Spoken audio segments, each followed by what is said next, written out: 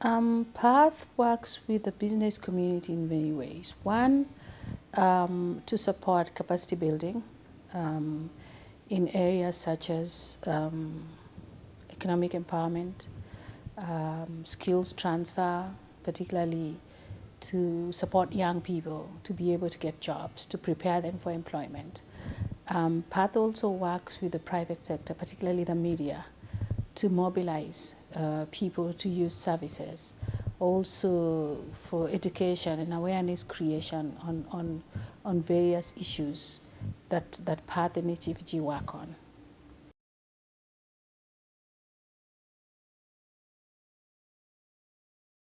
The HIV-Free Generation Partnership project works with the government of Kenya in many ways.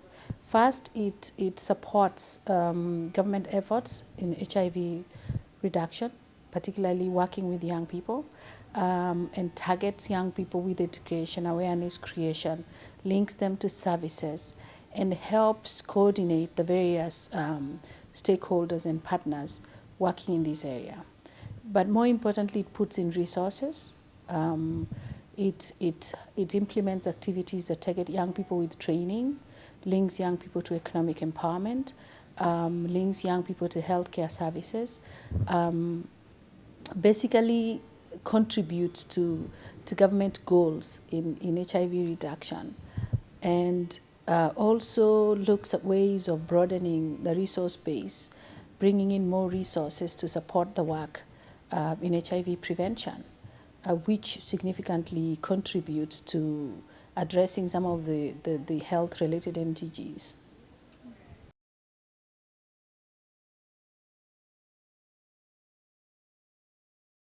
We feel over the past 2.5 years that we've implemented the project, what we've seen is the relatively limited involvement of what we call mainstream private sector. And we've seen a lot more involvement from civil society groups and small companies, particularly media. The media companies have been among the bigger ones, but we have seen very little involvement of mainstream private sector companies. What we would like to see is a lot more involvement from this private sector to help in broadening the resource base, for example, of this organization, so that we are not so dependent and reliant on donor funding. That would be a gap that needs to be filled, more resources.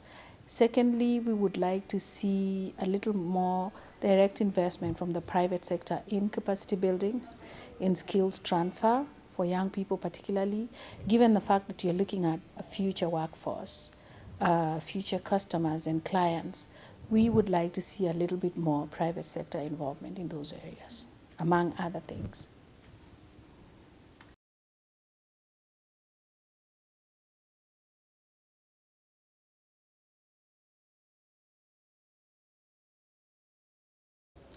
Well, I think that there's been a lot of improvements in many areas in access to commodities.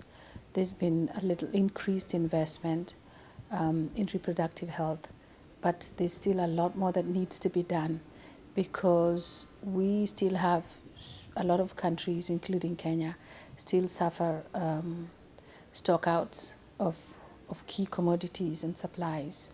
So that's one area that, while significant improvements have been made in securing more investment, there's need for a lot more to be done. The other area is a lot more commitment from not just the public sector but the private sector in reproductive health.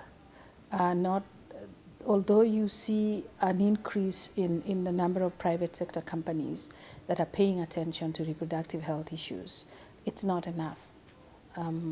I feel that this is one area where there's need for a little bit more private sector involvement, not just in commodities, in ensuring that there's enough commodities, but a little bit more investment in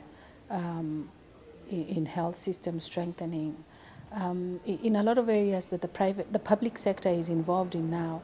For example, in Kenya, the Ministry of Health is the largest provider of services but is also the regulator. But it faces challenges some of which could be alleviated if the private sector stepped up just a little bit more. Yes.